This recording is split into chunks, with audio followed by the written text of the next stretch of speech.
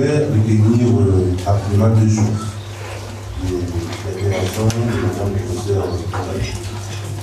La première chose, c'est que le modèle était de la France, c'était un modèle fragilisé aujourd'hui. Fragilisé du fait de valeurs qui étaient de notre espace, surtout fragilisé du fait du contexte dans le temps lequel ce modèle vient s'implanter, qui prouve ici un rejet, parce que déjà le Cameroun et l'Afrique avaient déjà ses propres modèles de gestion de l'espace public. La deuxième chose que j'aime ici, c'est qu'il faut tenir compte de nos exigences communautaires comme étant le nouveau modèle qui donnerait à nos États un fonctionnement un peu plus lisible, un peu plus cohérent et un peu plus rassurant. Je veux pas, je voudrais rassurer les uns les autres, parce que je sais qu'il y a des questions qui sont là, qui vous donnent. Après, les différents panélistes nous prendront des séries de questions. Vous avez vu tout à l'heure, je disais pour sur la séance coach que c'était 15 minutes.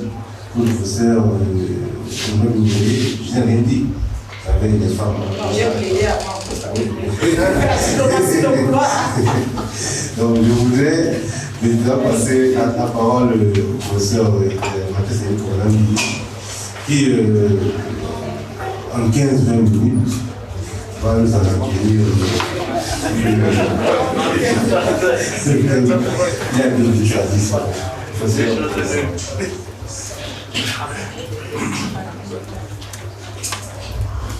Merci de me donner la parole, monsieur le modérateur.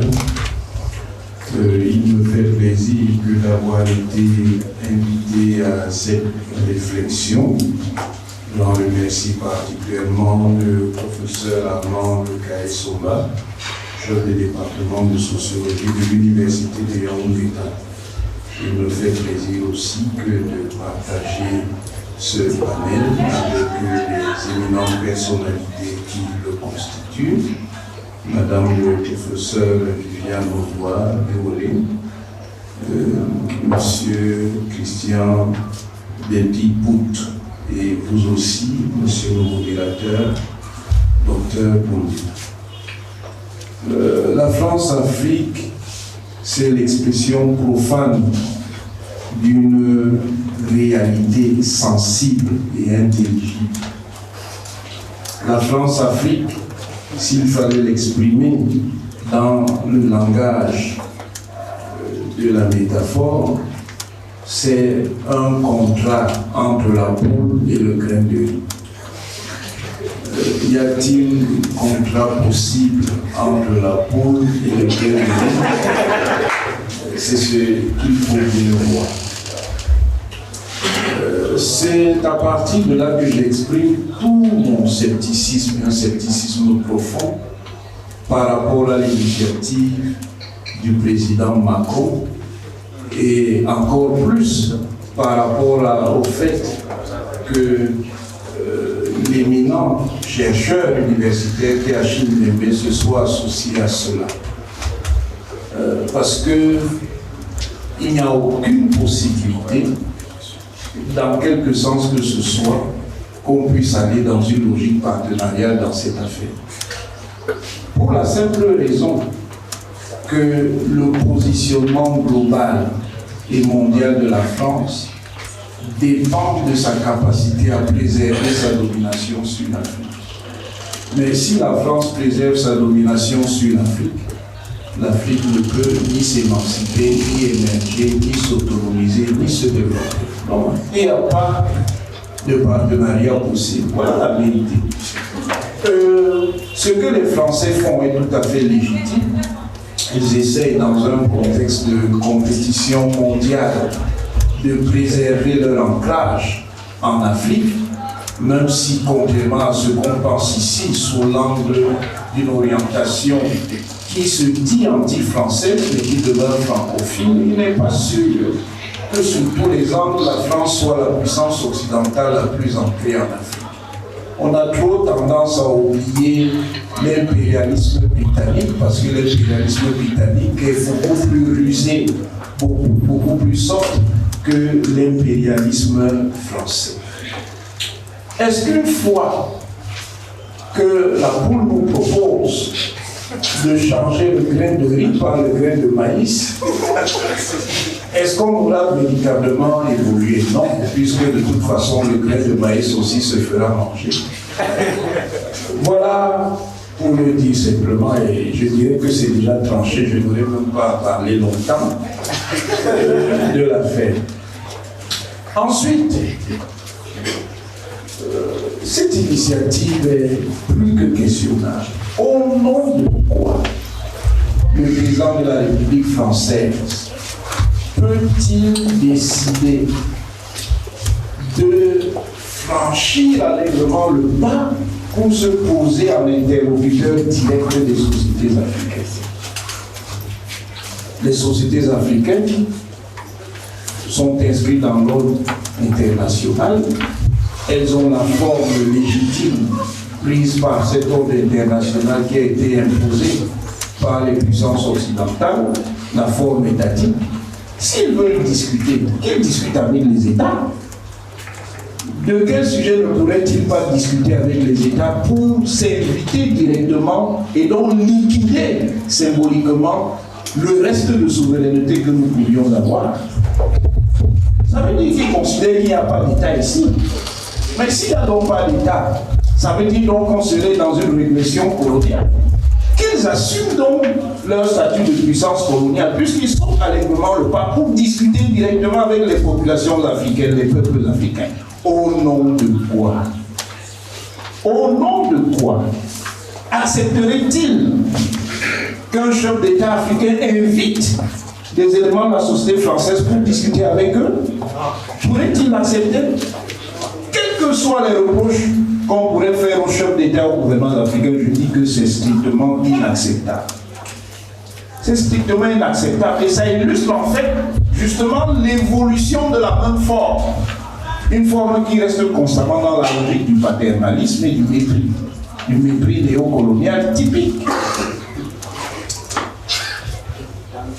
Donc, la France veut sauver ses derniers œufs face à une concurrence de plus en plus relevée, une concurrence impérialiste, que ce soit la concurrence qui vient des autres grandes puissances occidentales, que ce soit la puissance qui vient des puissances nouvelles qui étaient d'anciennes puissances qui sont dans la phase du réveil planétaire, non seulement la République populaire de Chine au nom de la Chine, parce qu'en dépit de tout ce qu'on peut dire, la République populaire de Chine parle pour toutes les Chines, que ça fasse plaisir ou pas. C'est la République populaire de Chine qui est la Chine. La Turquie, la Russie. Voilà pourquoi la France essaie de sauver ses œuvres, et ça peut se comprendre. Sauf que, en essayant de le faire, on ne sort pas de la matrice. On ne sort pas de la matrice de l'impérialisme, parce que c'est de ça qu'il s'agit. Il n'y a pas autre chose là-dedans. Et cet impérialisme, il s'articule en deux formes que nous n'allons pas aborder ici parce que nous n'en avons pas le temps. Pour le dire simplement, il y a une forme culturelle. Cette forme culturelle-là, elle s'exprime dans les relations anthropologiques qui ont été créées entre les acteurs qui relèvent de la formation française et les acteurs qui relèvent de la formation des formations africaines en tant que formation sociale. Il y a des relations anthropologiques assez ambivalentes. Égalité formelle, inégalité réelle. Mais l'inégalité réelle n'empêche pas que ceux qui sont structurellement dans le sens de la suggestion puissent, dans certaines conditions, devenir les dominants. En clair, les présidents africains les plus anciens ont une marge de manœuvre considérable dans ce jeu face au pouvoir français. Ce n'est pas parce que la France, du point de vue des capacités structurelles de puissance, est beaucoup plus forte que tous les États africains réunis que les autorités françaises dictent la loi nécessairement dans ce jeu. On a vu comment, sous le président Sarkozy, le président Bongo, le président Sassou, ont fait expulser un secrétaire d'État de la coopération, Jean-Marie Bockel, qui, avec un peu de naïveté, comme Jean-Pierre Coq à l'époque, pensaient renouveler les relations franques. Elles ne peuvent pas être renouvelées au fond. Si vous entendez par là qu'on va accéder à une stricte égalité, ce n'est pas possible. Le schéma fondateur, structurel, systémique de ces relations, c'est la symétrie fondamentale.